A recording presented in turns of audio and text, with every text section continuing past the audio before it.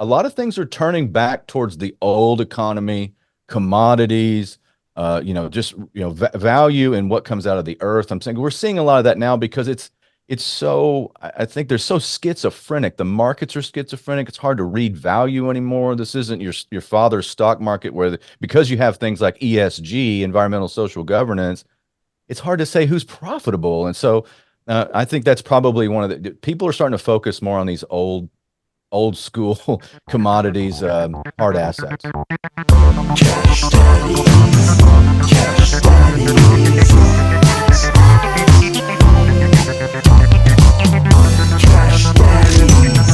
Cash Daddies,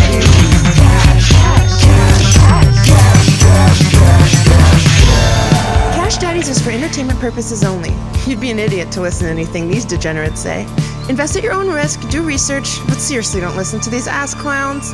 Now enjoy Cash Daddies. Welcome to Cash Daddies. We're banking fatties. We're in it, dude. We're in it, dude. The data shows they like it when we get into it, and we're into it. And joining us as always from a log cabin hunting mice for his girlfriend that he's now opening for. Howie Dewey, everybody.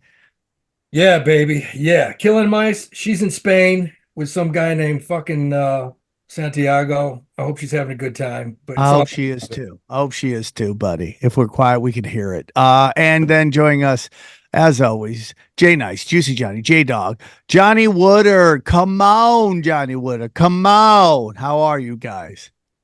I'm good, baby. It's early for me. Oh yeah, baby. Yeah. Johnny's got me watching this fucking what's that movie Fallout, or that show Fallout? I'm liking it. It's Dana can't take it because they hurt a dog. One scene, a dog got hurt for 2 seconds, and she's like, "I'm out." That's my girl. She's the same way, bro. Anything where a dog, I mean, she's so hard out when the dog is fine, by the way. All the time. They watch murder all the time. But you murder a dog, they're like, "Why? What is the this dog about?" is fine, by the way. It's not dead. Yeah, whatever. Michael Vick belongs in the Hall of Fame. Let's get over it. So real quick before we get into it, how we were checking in with Howie. You know, he had Game 7 on his home court and just couldn't get it done. Just too many injuries, dude. I cried, man. I took it really bad. I mean, I jumped in the lake. I tried to drown myself, but like I said, how about we didn't know the fucking president of Iran was truly a Knicks fan? He was a big Knicks fan. Drove the chopper right in the side of a mountain. Damn, dude. Damn. I don't even get that joke, but I'm in. I don't know either.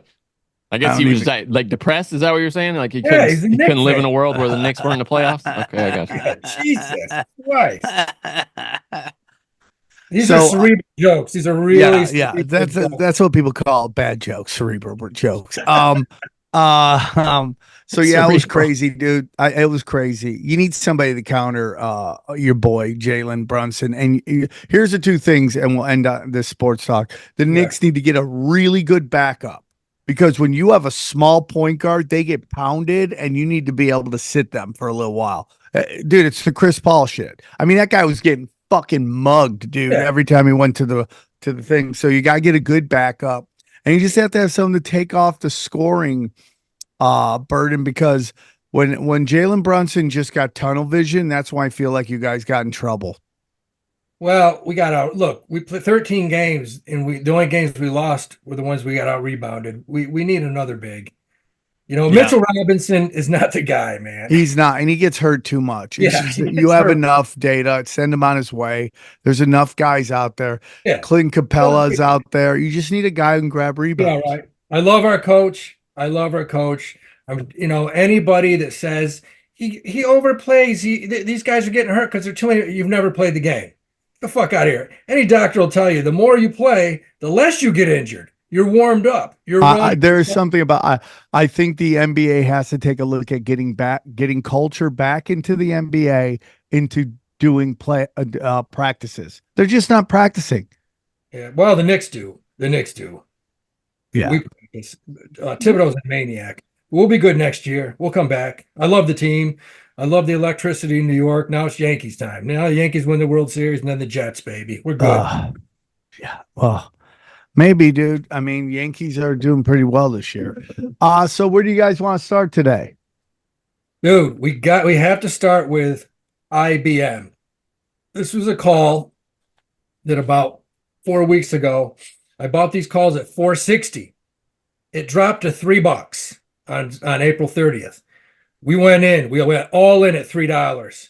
And I sold today at $6.35. And a lot of these Patreons got out at like $6.75, $7. Whoa. We Whoa. IBM. It busted through 70. We crushed it.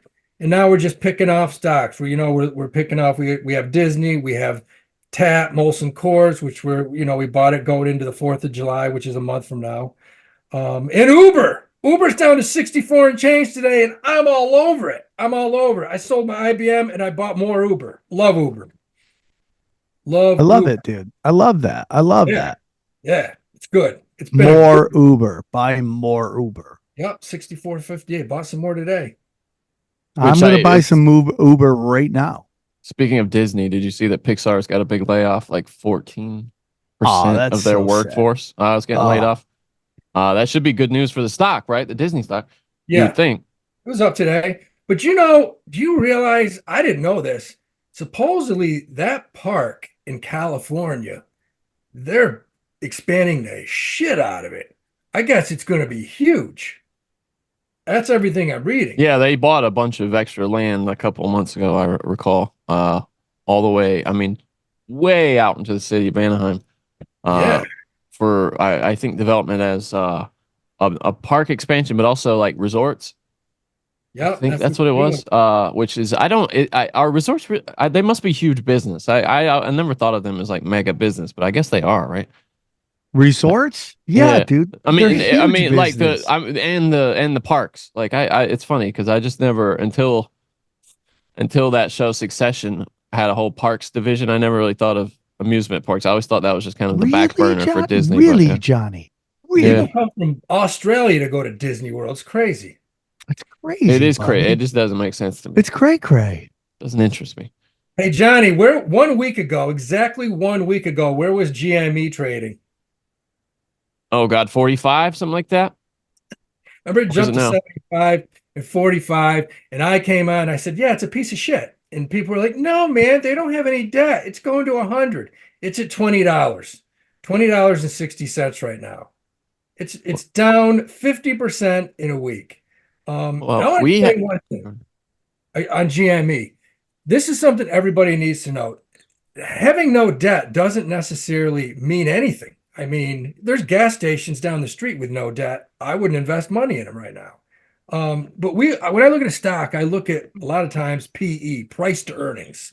How much is that stock trading for? And how much is that stock actually making? So like I was looking at GME and like let's look at NVIDIA. NVIDIA is trading at $951. GME is trading at 20. Which is a better value? Let's look at the PE, the price to earnings. NVIDIA has a 79 price to earnings. In other words, if you divide their earnings into 951, you come up with 79. It's a little high, and it's a category of growth stocks, but it's still not a bad value. GME, when you divide the earnings into $21, you get 958. That's the PE on it, 958. That's beyond laughable. That basically means that for that company to even be legit to look at, it's got to trade at around $2 or $3. I will say they do have a creative and what would you say? Management that's also willing to think outside the box, because they last week started doing this program where certain stores will buy collectible baseball cards that have already been graded by PSA that are meant 8, 9, 10 level cards, and they up to $500. They will buy them in the stores, the GameStop stores, and this had the sports trading card and Pokemon trading card nerds like in a tizzy. They were all people were posting what they brought into the stores, what they got for it. It sounds like they were offering really good prices, and they've already started to resell them. I'm not exactly sure where. I heard that they've started to resell them already because Let me stop you baseball right cards are there. still through the roof. On the business plan of that, what you just said, people are going crazy because they're bringing their cards in and they're getting great values. I know. Yeah. What does that tell you about GME? I mean, Well, are they yeah, making I mean, money?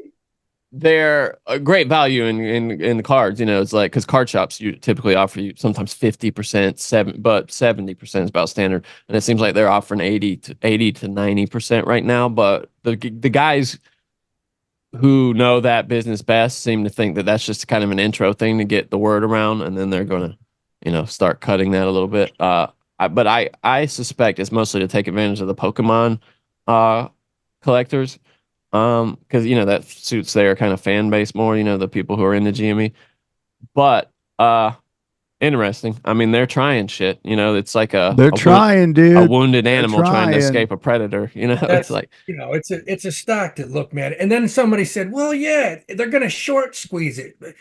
When I hear these things, I want to sit down with these people and say, do you understand what a short squeeze is? Do you have any idea? In order to have a short squeeze, there has to be a shitload of shares that are short. And if you look at GME, that's not the case anymore. A couple guys got stung last week, a couple hedge fund guys. I'm sure they got fired. But you look at the outstanding short, the real outstanding short this week, and it's hardly anything. I mean, the stock just isn't shorted like it was. So what it is, it's at $20. It's in limbo. It might go up $1 or $2, might go down a little. I don't see it pumping again. I mean, who knows? That roaring kitty may come out and put a picture of something on the, and it may. Yeah, that's all he's been tweeting, those pictures. If you go look at his Twitter, every day it's another picture of some crazy shit happening. And it's the stock is at $20, man. It's like, and like I said, 90% of the people that went in and bought this thing last week at 40, at 30, they lost money. You're probably not going to get it back. I don't see this thing pumping again. It's like AMC, like we said last week. It's these companies don't make enough money to hold up the stock. When you have a 958 PE and your EBITDA, which is future earnings, EBITDA, life goes on. You better have a product that's going to make a shitload of money. And GME just doesn't have it. NVIDIA does. NVIDIA's got chips that who the hell knows what they're going to do in the future. It's scary. It is scary. They got robots. Yeah, they had some big news this week. One quick thing. Hold on, just had it here. Sam, you'll love this. Klaus Schwab is stepping back from his executive role at the World Economic Forum. I don't know if this is good or bad. I really don't, because it's the old saying. The devil you know. Yeah. What does it even mean? I mean, does that just mean he's going to manipulate things from behind the scenes now rather than being the face of that whole enterprise? The World Economic Forum confirmed Tuesday that founder Klaus Schwab is moving away from the day-to-day management of the organization after more than 50 years at the helm. The forum said the move was part of a years-long strategy to change management structure, shifting governance to a president and managing board. The 86-year-old succession plan has been the source of much speculation in recent years, although the organization has remained tight-lipped over its intentions until now.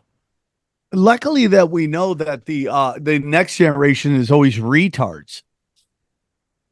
Well, yeah, but what's the next generation for him? A 75-year-old? You know what I'm saying?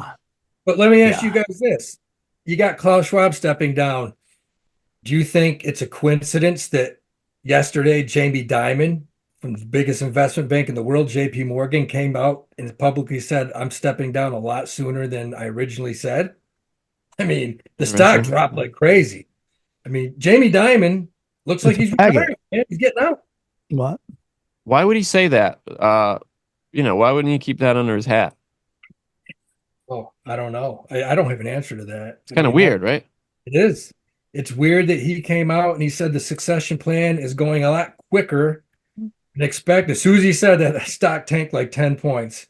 Because you can say what you want about this guy. He's done a pretty good job as far as running one of the largest investment banks in the world. So I don't know. You got a lot of these guys stepping down, a lot of new blood coming in. We'll see.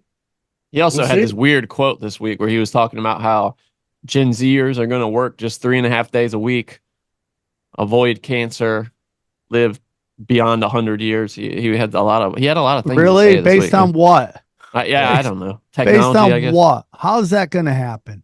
I guess How's because of that gonna- AI taking a lot of jobs, so people are going to It's be. just so, I mean, just full on ray retarded. I remember when I started in the investment business, I don't know, 20 years ago, when it was 25, I don't remember, but there was a guy that came out.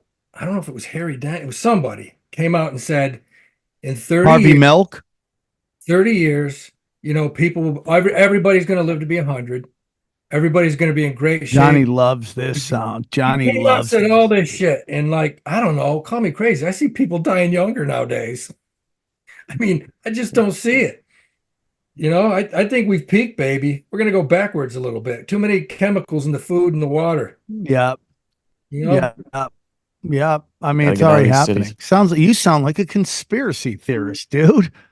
What the hell, Howie? What the hell? Man. I gotta catch myself. It sounds like you're thinking people are conspiring. I don't think everything is, but I do think there are some legit philosophies that some people would call conspiracies, but they're really not. It's just common sense. Interesting. That's Red Lobster filed Chapter 11. Dude, I mean, are we gonna lose every institution? Are we gonna lose everything we had as children? Devastating. I mean, Devastating. unlimited shrimp is going to be the downfall. Yeah, that's what people are saying. Let's see. I think the distinction between something like an Olive Garden with endless breadsticks and Red Lobster with bottomless shrimp is that shrimp is like an entree, whereas breadsticks are more of a side, said Jim Solera, a research analyst at Stevens, focused on restaurants and packaged food. That's a legit analysis from a guy who's like, No, hey, man, dude, should have given out dead bread. serious, bro. They're like, know, we I have to know. rethink this shit. They should have given out those Cheddar Bay biscuits for free and not shrimp. And just black people just crushing them. And I know we like to make fun of those places, but I mean, for a lot of people, I mean, me growing up, those kinds of places that was the place to go. It was the only place, in town. Yeah. And the more they squeeze the bottom, there's going to be unrest, and I don't know that every time I hear about a sort of a lower end business like that It serves makes me sad, right? It just makes me working sad. I class mean, people. like, dude, I drove by an empty Toys R Us. I'm like, that's so sad. Wait, hasn't Toys R Us been bankrupt for like I know, but it's 20 still years? sad. It's just sad. It makes me want to cry. Thank you, Amazon. Yeah, no, that's the future. Amazon's the future, man. The companies like Uber and Amazon, really, we're gonna have. It's gonna be like those dystopian futures in the movies where there's like 4 mega corporations that just service everything, It just and they're all sucks, interrelated. dude. I have an idea.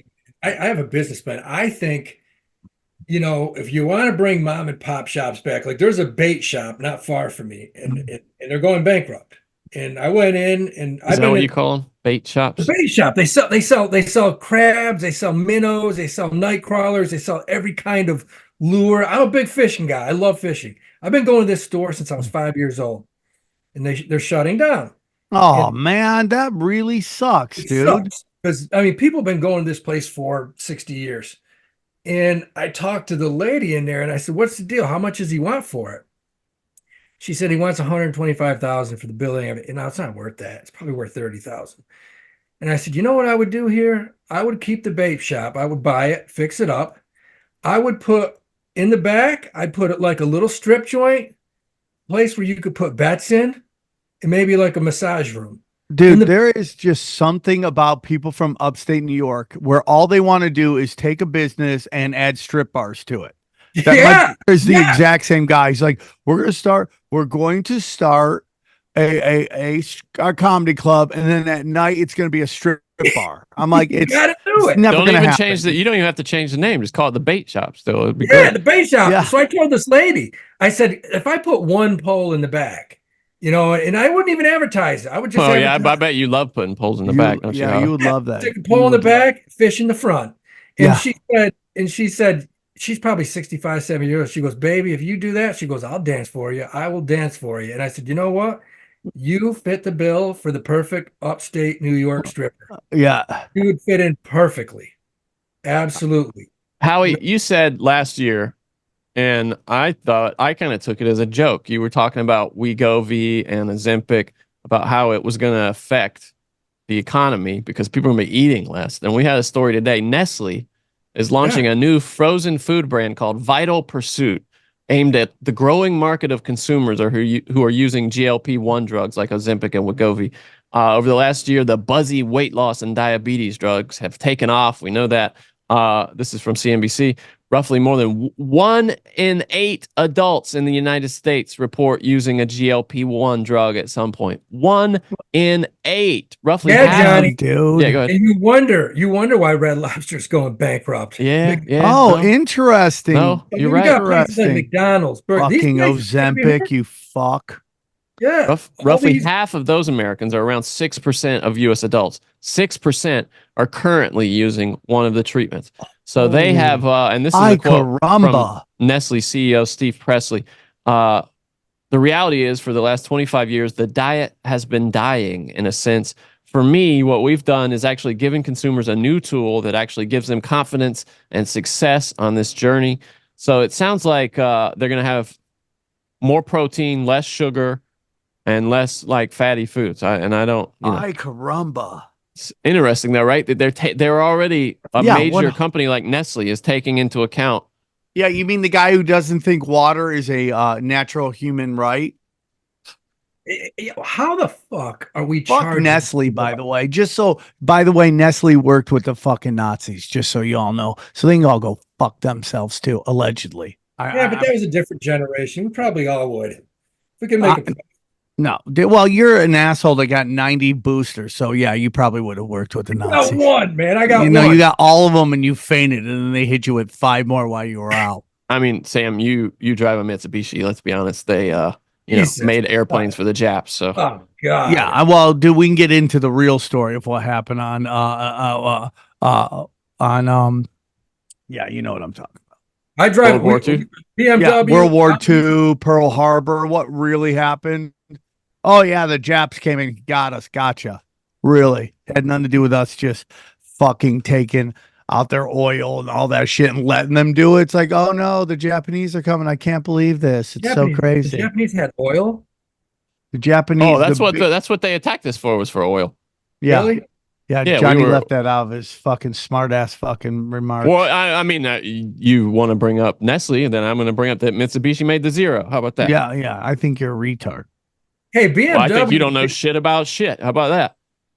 BMW didn't have anything to do with the Nazis, did they? No, dude, not Yeah, at all. No way. Mercedes. No way. Yeah. Also, and Nothing at all. does it? Am I crazy, or does it seem like they say this every year? The quote now is that this is going to be the hurricane season from hell, and that we should all brace. Home insurance, flood insurance, home insurance rates are going to go through the roof that's in the right. south. Get it. I'll get all of it. So when you need it, they'll tell you. Well, you're not actually you're not actually covered. It depends on where you live. Like when I lived in Savannah, we lived in a flood zone. We couldn't get flood insurance. Well, you get it from the government. The federal government will give it to you because they have to, right? What are you talking about? They have to. Hell Yeah, no. Johnny. What the The fuck federal are guy. you Yeah, I mean, I was an talking about? insurance agent. What are you talking about? The federal Johnny, flood insurance shut program. They have. It's fat expensive, mouth. but they have to give it to you. Yeah, but it doesn't cover everything. Doesn't cover everything. No, it covers Johnny. floods. Yeah. Wake up, Johnny. I don't know, man. Like I remember we lived in a flood zone, and I remember we didn't have to worry about it. I Highway. installed to a the what do Fudona. you call those things on refrigerators? I installed an Magnets. They're called magnets. ice maker. I installed an ice maker, and I didn't put the tube all the way on, and I left for 24 hours and came back, and we had 3 feet of water in our house. Oh my god, Oh, bro. no. Took care of that. Nice little $30,000 check from Allstate. Thank This you. is a good time to tell you that we are just comics giving financial advice. You're a real retard to listen to us, okay? Just so you know, the guy you're listening to left the water on for 3 fucking hours, okay? Just no, so you 24 hours. 24 hours. There we Yeah. go. Bang, bang, pow. 24 hours. Yeah, we got new floors, new cabinets, new carpet. Everything was solid. And then I lost a little bit of money on what stock was it, Johnny? And then I got divorced. Oh yeah, you told me about that. Yeah, we talked about that a couple weeks ago. That was hilarious. I mean, for me, in hindsight, but, yeah. WorldCom got me divorced. Yep. Stock was at $10. I went all in. and it was about $1 a week later. And man, that was a quick divorce. Quick. Yeah, and the National Flood Insurance Program. A lot of people are required to have it with their mortgage, so that they have to, and they lose money on it. It's one of the dumbest programs because it allows people to live right on the ocean where nobody should be living, and the taxpayers just pick up the bill for that because they keep getting flooded. It makes absolutely no sense. It's just one of these things that one of these big government boondoggles that has allowed rich people to live right on the beach when nobody should be living right on the beach because it floods. So I stupid. agree, buddy. I agree. Tony's here, by the way, guys. Yeah, let's bring in Tony. All right. Yes. We're gonna pause for just a second. We'll be back with Tony Arterburn. Hey guys, real quick, I want to tell you about our good friends James McMahon and Copy My Crypto. Let me tell you about Copy My Crypto and how the Cash Daddies love them. Crypto's up big, baby. Ooh. Has it pissed you off to watch crypto fly up in prices for over a decade and you still have done nothing about it? It makes sense. It totally makes sense. Crypto is complicated and it's really boring. Well, we're here. Well, here's the good news. Okay. You don't need to know a thing about crypto to make the money so many have.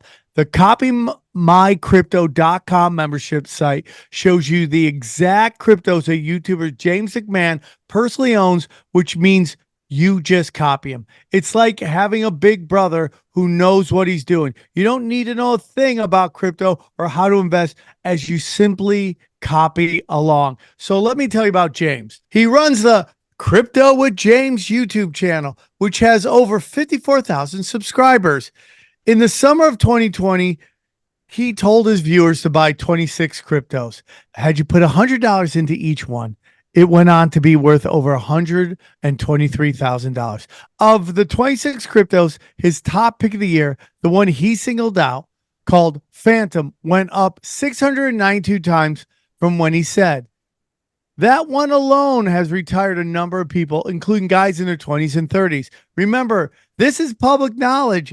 You can go to YouTube and verify for yourself. So if you'd like to join the 2,800 members who copy James, then pause what you're doing and head over to copymycrypto.com/Sam. That's copymycrypto.com/Sam, SAM. You'll not only find the proof of everything I've said, but my viewers get full access for just $1.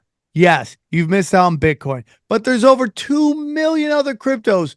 Do you really think you've missed out on all of them? Guys, don't waste any more time. Go to the site and read it. Once again, that's copymycrypto.com/Sam. It's ended money worries for so many. It may just do the same for you. All right, guys, always a pleasure to have this guest on. You know, he's a big sponsor of the Tinfoil Hat, and he's here on Cash Daddies. His company's Wise Wolf Gold and Silver. Please welcome Tony Arterburn. How are you, buddy? Doing great. Thanks for having me back, guys. Tony, how many of the books behind you have you actually read? Honestly, probably about 60%, but a lot of those books I had with me when I was deployed overseas. I love books, even if you don't read the whole thing. Winston Churchill said that books were your friends, and I think that's a good maxim. I agree, dude. I'll read about 50 pages, go, I get it, and then move on to another book. That's how I go, bro. Very, very ADD. I just have multiple books. I get basically what you're saying right now. Look behind Sam, you see the Hulk, Spider-Man. Well, dude, listen to me. I wanted to have a look like Tony's, but I have an autistic daughter who just loves to eat books. So I can't do it. She just runs in here and grabs all my books. So thank you, Howie, for bringing that up, buddy. Got to get you a door, Sam. We really do. Well, dude, it's just the way the house, anyways. So, Tony, for those who may not be familiar with you from your many appearances here on Cash Days and on Tinfoil Hat, can you tell us a little bit about yourself and where our listeners can find you? Sure. I'm a former U.S. Army paratrooper who likes books, as you can see, and I got interested in history and coins and precious metals. I've been an entrepreneur from a very young age, and some years ago started Wise Wolf Gold and Silver, and fused that with media. I do a radio show called the Arterburn Radio Transmission and a podcast called Paratruther, and like Sam, I'm in the alternative media. And that just kind of led me down this path. So I do a lot of media appearances, and we talk about precious metals. And we just happen to be in this weird intersection of history It's all culminating together, like the exposure of really, the what the ruling class has done, the underlying conspiracy theory of history with currency, in my opinion. That's my opinion. And of course, since I was born, there's 52 times more currency on Earth today than when I was born. We have this Unbelievable. fiat debt bomb that's going off around the world, and I think it's catching a lot of people by surprise. But luckily, there's people like me who kind of have had their head buried in this history for a long time, so I try to explain it to the best of my ability. Unbelievable, dude. Yeah. Well, you and I are both in alternative media, and Johnny's in the alternative lifestyles, so that's okay. Johnny, you're muted. You're muted. Okay, you're muted. He's trying. You're so rude. Right. Hey, Tony, you brought up briefly the debt, the tremendous debt, and I watched. We talked about it a couple weeks ago on this show. I watched a documentary about modern monetary theory a couple of weeks ago about these, and it seems to be a growing movement on the left. These people who think that number is totally meaningless.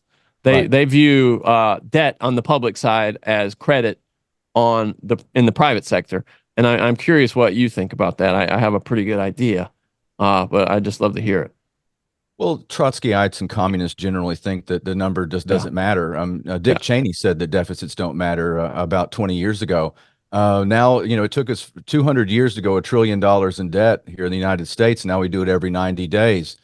These numbers are unsustainable. You cannot continue to do this. The debt to GDP ratio is like 130%. It's off the charts. And so eventually you just can't write the checks anymore. And of course, the United States has the world's reserve currency as the dollar that was set in motion in 1944 at Bretton Woods at the tail end of World War II. And that's where you get the IMF and the World Bank.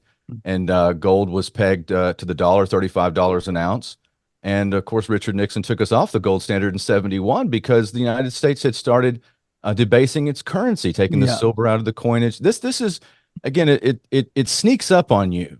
And, we used to have a dollar as good as gold, and you could put dollars away, and then 10 years later, they'd be worth $1. It's not true today.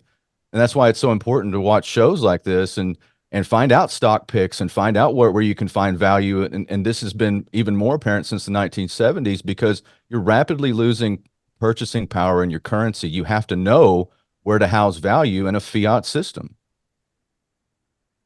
Tony, the last time we spoke, you and I were talking, and I remember vividly saying in everyone's portfolio, you should have 5 to 7% gold. I mean, we did it. If you look at our 2024 portfolio, we had I think 7% gold, close to it. And if you look at gold year to date, it's up 17.5%. It's outperforming the S&P this year. And I remember you and I were talking. We were like, what the hell is up with silver? Why is gold going up and silver's just a piece of shit? It's not moving. Well, you know what? If you were patient and you bought a little SLV, it's up 35% year to date. Yes. Silver just took off. And in my opinion, I've had 1,000 questions like, should I buy it now? Truthfully, it's up and I see it going up. It looks like it's breaking out now.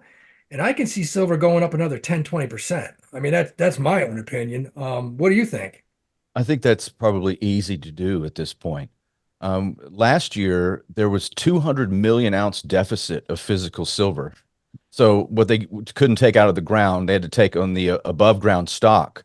I think it's going to hit another 200 million or so deficit this year.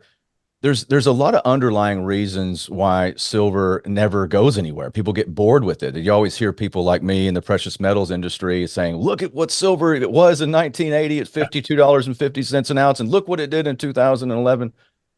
Well, we know who the largest holder of silver in the world is. JP Morgan Chase, physical silver. And they've been convicted of suppressing the silver market. And when you talk to people about like, hey, they made the number go down, they're like, well, that doesn't seem right. If you think of a pump and dump or a scheme or something, it's always inflating the number, but they've made the number go down. There's a lot of questions and these are open questions. Why is that? The military industrial complex relies heavily on cheap silver. Yeah. See, there's a monster box. A monster box is 500 ounces of silver. There's basically a monster box of silver in every Tomahawk missile. Damn. So in order for the largest arms dealer in the world, which is the United States military industrial complex, in order for it to keep profit margins, they need cheap silver. So this is an open question. I'm throwing that out there. But a lot of these trade paper contracts are coming due. There's more and more demand for it, and I think that the exposure of how it just doesn't make any sense that silver could be $52.50 an ounce in 1980 when $52.50 in 1980 was like what? Howie, what do you think it's worth? 250 today and purchasing Yeah, power maybe yeah, 300. So it yep. doesn't make any sense. And I'm not saying you go out and buy silver and it's gonna go parabolic because a lot of people think it'll be $1,000. I don't think that, but I bought I was going to see if I could get some stats off my phone. I was just playing around on Cash App and I started buying automatically. I buy a couple of shares of Fortuna silver mining company. I was going to pull it up real quick and see if I could look at it and see how far it's come up Well, since the I one bought thing it. I'm going to say is you just said about parabolic. The one thing that impresses me about both gold and silver is that they haven't gone parabolic, but what they have done is since February of 2024, January, they've steadily, like weekly, they're just inching up and inching up and inching up. And then, we hit SLV on May 13th, was at 25.80. It's at 29 bucks today. When I say breaking out, it wouldn't surprise me in 2 weeks if it's at 35. Well, it wouldn't surprise me either. I Yeah. think it's totally undervalued, and again, the gold silver ratio is skewed. That doesn't make any sense. I mean, for all of Doesn't it? most of human history, it's been 10 or 20 to 1. Now it's like 87 to Yeah. 1. I was pulling this up. I just started looking. So there's a very few silver mining companies out there. I know there's some smaller ones, but to get on like a big exchange, like I use Cash App and I buy some stocks. I buy, Barrick gold mining stock, just a few gold minings. But I started, this is about 3 or 4 months ago. I just set it on automatic. It says I'm up. My gains have been 66.71% just buying Fortuna silver mine. I don't have anything to do with them. I'm not just telling you go buy it, but they're up. They went from, three something a share to 580 a share. And that's Johnny, is because, that the one you bought? yeah, that's the one I No, bought. no, no, no. I got into First Majestic a couple months ago, and it's been up big. But yeah, it's another one of those the big Now, miners. let me ask you this. Do They have a you big like, mine in Mexico. because I'm not saying I don't like the minor stocks, but at this point right now, the research I've done, I actually like the actual silver or gold versus the miners because, like you just said, the miners have had a huge jump, Yes. like more than the actual physical gold or silver. What do you see as far as comparing the two going forward, miners versus the actual spot silver or spot gold? Well, I think like anything else, and this is what you guys talk about every week. There's always a way to get a big gain on a great stock if you know what you're doing. You can always outpace getting physical precious metals most of the time. I mean, yeah, if you bought gold, I didn't predict $2,400 an ounce gold, 6, 7, 8 months. I didn't think that was really possible in this shorter period of time. But gold's broken its all-time high like 5 times in the last Yeah. 60 days. So it's really Today, Yes, and today, I mean, well, it's on the heels. I don't know if I'm breaking but Klaus Schwab is retired from the Yes, floor. happy Hallelujah, days happy are days. here again. Well, and the World Economic Forum is exactly as old as our fiat currency. They came about in 1971. I don't think those things are a coincidence. But no, to answer Howie's question, it's always good to have no counterparty risk when you've got physical gold and silver. That means that's just yours. One of the funniest things I ever heard was, what's the definition of a liar? And it's a gold miner standing next to a hole in the ground. So you got to be careful of these mining stocks. I mean, I'm not endorsing any of them, but I like to diversify, and I'm not like you guys on stock picks or anything, but I definitely try to diversify a little bit. I have a big question here, and this one's got me a little confused and worried. If you look at the history of gold and silver and copper, copper usually does the opposite of gold. I mean, copper has never really gone hand in hand with silver and gold. What the hell's copper's like hitting all-time highs every day now? People are confused as shit about this and a little worried. What do you think about the whole copper situation? Well, there's crazy things going on geopolitically too. A lot of the mineral rights and mining, and this has become language. It's like with the Chinese with the Belt and Road Initiative and what they're doing in Africa, and then what we do with petroleum and control of the supply lines in the Middle East. there's a lot of things going on. There's an account I follow on Twitter. I have nothing to do with them, but it's called Gold Telegraph. He talks about copper all the time. He says it's the glue of civilization. So I started Yeah. looking at copper a lot differently, like kind of like you brought up, and it's been on my radar.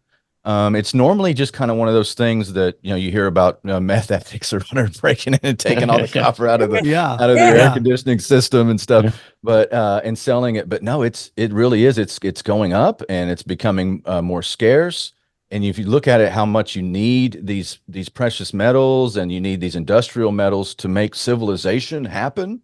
I think Yes. just a lot of things are turning back towards the old economy, commodities, just value and what comes out of the earth. I'm saying we're seeing a lot of that now because it's so I think they're so schizophrenic. The markets are schizophrenic. It's hard to read value anymore. This isn't your father's stock market because you have things like ESG, environmental social governance, it's hard to say who's profitable. And so I think that's probably one of the people are starting to focus more on these old school commodities, hard assets.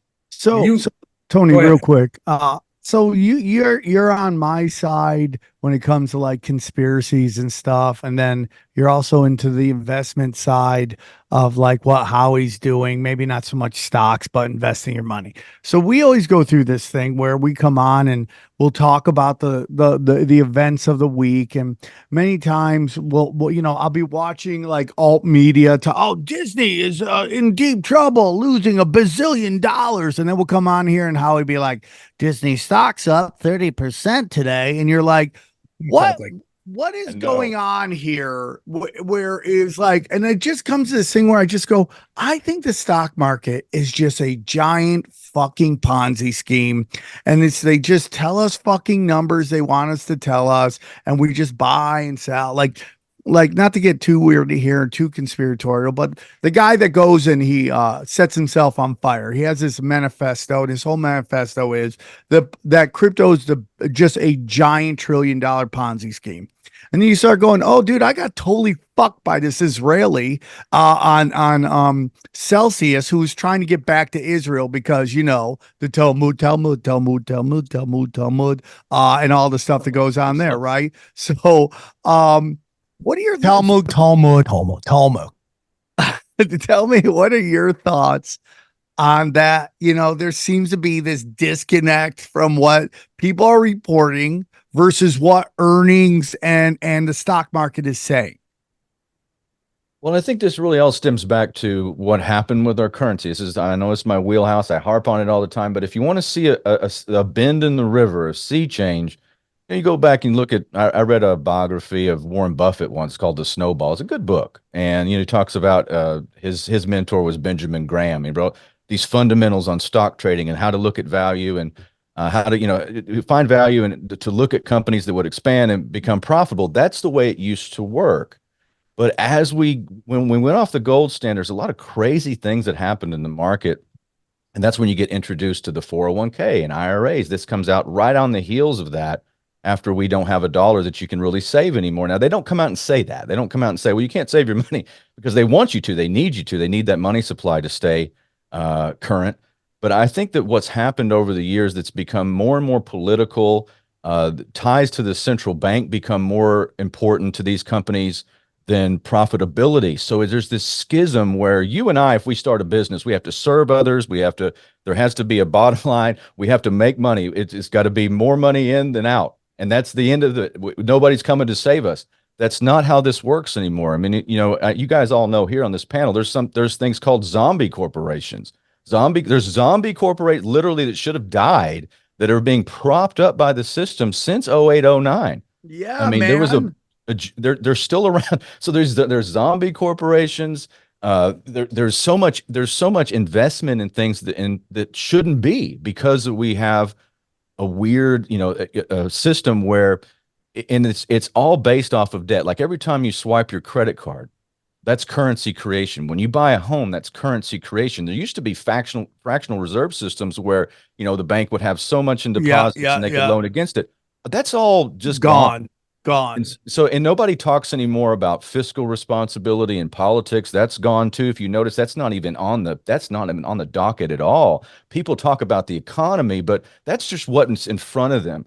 So I'm not an expert on the stock market, and I don't want to say, well, it's all just a big scam. I don't really say that because look, I just told you I bought some stocks. I mean, I'm buying. I think there's value there, but you have to really know what you're doing. And of course the inside people with their AI and all their, I mean, just everything that they have, I think that it's far beyond what the average person can do. So you have to be very careful. And this is why it's always been weird. It's, the financial markets have always been weird. There's always been rigged in some way, but there's always a way, again, even in these times, there's always a way where you can get value from it. I know that to be true. I follow people that don't do anything. They're not in my business, but I think they're smart as far as the economy is concerned, and they trade stocks. They're day trading. They trade currencies and things. I follow that. I tend to listen to them when they speak. That's not my wheelhouse. My wheelhouse is precious metals and a little bit of crypto. And I think of things like FTX and Sam Bankman. I think these are ways, because crypto is so revolutionary and has a potential to really advance humanity against the bankster class. And I think that's one of the reasons they do these controlled demolitions. They put it out there and then they blow it up, and it's like, oh, look how dangerous crypto is. Now we have to regulate it, which is weird because at the same time there was another bit of news that's happening today. There's a big probability that Ethereum's going to get an ETF. Now, I didn't see that coming either because it took years and years for Bitcoin to get an ETF. But it looks like that Ethereum's going to as well. So there's something going on with the establishment in crypto as well. I thought it was interesting that Larry Fink from BlackRock came out, was so against Bitcoin, and then all of a sudden he's an evangelist. It's a store of value. It's digital gold. And I remember back in January, I did a little video when I was driving, and I said, watch this really carefully because I think there's something about to happen to Bitcoin. Of course, it doubled. Bitcoin doubled since we that said time. that on the show when we found out that when I said that when I found out BlackRock was getting involved, I'm like, you better buy Bitcoin, Yes, because it's going up. crazy. And what's the end game? It's like, what do you think, Howie? What's the Well, end game? well, I mean, the big end game is that this is real important. quick, Howie, 1 second, then I'll let you. But my biggest thing with these people, when everyone gets excited about people like companies like BlackRock getting in, it's like, okay, that's great initially, but now you're giving these people an ability to manipulate the market. And when they want that, and they just create some story, and then, oh my God, everyone freaks out, and they run and sell, and then they come in, they buy out everything at like way lower prices. That makes me nervous because the whole sell on Bitcoin, and I'm not 100% sold on it, like as this is that it's supposed to be a counter to the fractional reserve banking. I don't necessarily buy into that, but that's what they want you to believe, and it makes me kind of nervous. I think like the end game you just asked is this. They came out with a bunch of different Bitcoin ETFs. Look, they're going to consolidate, and there's going to be one Bitcoin ETF. Ethereum, they'll probably get 5 or 6 ETFs to start with. They'll end up with one. Look at gold. There used to be a ton of gold ETFs. Now there's one, GLD. So I think that's the end game. And I think these ETFs will end up trading probably identically to whatever the price of Bitcoin or Ethereum is. And whatever company, whether it's BlackRock, Morgan Stanley, Goldman Sachs, whoever owns that ETF is going to make a shitload of money. And that's it. But I want to get back to real quick. You were talking about copper, and you said something that I really want to emphasize. I said, why do you think, copper is going up? And you mentioned China. And to me, when I think of copper, I think of, okay, China's been stalling for the last 3 to 5 years. Now they look like they're getting their feet on the ground again, and they'll start building. Whenever you build anything, when you talk about infrastructure, the first metal out of the ground that you're using is copper. So you got billions of Chinese over there putting in whatever, air conditioners, shit, and they're using copper.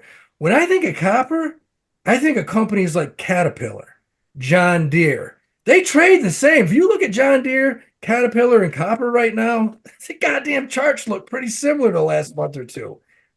Because look, John Deere and Caterpillar, they do well when infrastructures are putting billions of dollars into rebuilding, or building, new infrastructure. So I do think that copper is following those leads. I think, and I still think it's a good buy here. I think it's probably going to keep going. I agree with you. And I think it's because geopolitically, a lot of these countries, they are building infrastructure because unfortunately, I think we're on a war footing worldwide. And a lot of battle lines are being drawn. Again, this is very unfortunate. Unbelievable, dude. It's very, but you can see the underlying, it starts like these currency wars, then trade wars, and then kinetic actual wars. And tell you what, I've been an economic nationalist ever since I read Pat Buchanan's work in the late 90s. I am free markets, but I do, I look at history. And if you look at things like tariffs, we used tariffs at the beginning of the United States of America. That was the second act out of Congress, was the Tariff Act. All four presidents on Mount Rushmore supported tariffs. That's been part of how we built this, the manufacturing marvel of mankind. However, when I see Joe Biden coming out and supporting tariffs, I've got red flags everywhere. This guy's a NAFTA globalist that had nothing to do, would criticize anybody who was against free trade. So what's the sea change here? We got this massive, billions of dollars going to Taiwan. If anybody knows the history of that, I mean, in 1979, on January 1st, we just basically cut off all diplomatic ties with Taiwan and said we recognize a one China policy. That was Jimmy Carter and Zbigniew Brzezinski. So I don't know what's happening, but there is this weird, and this is the red flags I talk about if you're paying attention. So China's building, Russia's building, India, and they're moving away from the dollar system, which is going to be massive. So I think there's a lot of change on the horizon. The best investments these countries can make is in their own infrastructure. I mentioned the Belt and Road Initiative earlier. This is going to take copper. It's going to take precious. It's going to take precious silver. Silver is not only a monetary metal. I mean, gold is used in some things, but silver is a lot more. It's the most thermoconductive metal. That's why I said, the military industrial complex uses it. But just all nickel. I mean, Howie, nickel. Look at what's done with nickel too. So all these things that are, for batteries and other, it's an amazing. We're doing a pivot away. It seems in a weird way, it's like we're moving a little bit away from tech. And this is just my gut, like watching like the popular culture on Twitter and other spheres. Like I'm seeing it, like everything moving away, and people are starting to pay attention to these old school economy commodities. You're talking about Belt and Road, and by the way, no coincidence that Pat Buchanan was branded a anti-Semite and a racist, because for his protectionist beliefs. But Yes. but in China, how do they work like in America? Because I know a lot of the mines there are government owned. Does it influence price the same way? How does that work? Well, they have a lot of. They are very secretive about their gold mining, and supposedly I've read the stats where they have like 60,000 gold mines. If you ever listen to the story about Robert Kiyosaki, who wrote Rich Dad Poor Dad, he found this big, vein of gold. Like they spent years on it. He got all the investors in, and when he got to get his license renewed, the Chinese government said, "No, thank you," and then took it and nationalized the mine. That happens a lot over there. Yeah. So, there's a big story that, in China, they're buying like gold beans, like the size of a bean, like for trading. So China's having a gold rush over there. Hard to say, but there's copper mining, there's gold mining, and of course silver. That's another reason to look into silver. There's not a lot of like just dedicated silver mines. Silver is usually a byproduct of going to look for copper and looking for zinc and looking for gold and other things. What's happening in commodities, I think it's just the beginning as we reevaluate these currencies, Johnny. Yeah, and if you look over the past, I don't know, 50, I think it just, it goes in waves. I think we're right in the middle of a really nice run with some of these metals. I mean, gold, silver, and copper right now are cranking. Silver just came out of nowhere. I mean, shit, last time you were on the show, it was nothing. Right. And it's probably up since you were on the show. I bet you it's up close to 50%. And I think they probably have more to run. These things look like they're breaking out, and at some point, they'll hit some resistance and they'll come back and other sectors will go up. And That's just the way the economy works. It's just, or the market, I shouldn't say economy, two different things. But no, I think, how's your business done in the last 6 months? It's got to be getting nice. It's a climbing market, and what I fear the most is the exposure to really how fake the precious metals market can be with the paper, because it's like, well, people will call me and say, I want X, Y, and Z. I'm like, well, I can't get that right now. I can get this. And it's funny because you would think, well, it just should be an ample supply. If silver's only $31 an ounce or whatever, why can't you just get an unlimited amount of whatever I need? And this has been exposed many times. There was a whale, a big buyer in Texas, this female. I gotta get you that book I told you about how they say that they were buying all that silver to help Texas secede from the Union. So I gotta get you that book. Yeah, do that about the hunts. Yeah, I'd like to look into that. But yeah, there's been people that have tried to corner the silver market before. The hunts certainly did it. I have my opinions on what happened to them because they exposed the dollar. But it's hard to fill those orders. I can fill any order right now, but I do have to look at reality and say, well, I'm gonna have to source it from X. I'm gonna like right now in my shop, I've got my crew. I'm looking on the camera. I've got somebody that brought in like 7 monster boxes of silver. That's 500 ounces a piece. I'm gonna have to go back as soon as we're done with the show. I'll go cross check it, but that's all going to go into my Wolfpack program, which is my monthly membership deal, which is good. So this is a customer who's walking. I'm going to verify it and then put it into the vault. So I'm lucky that way because this is my physical location.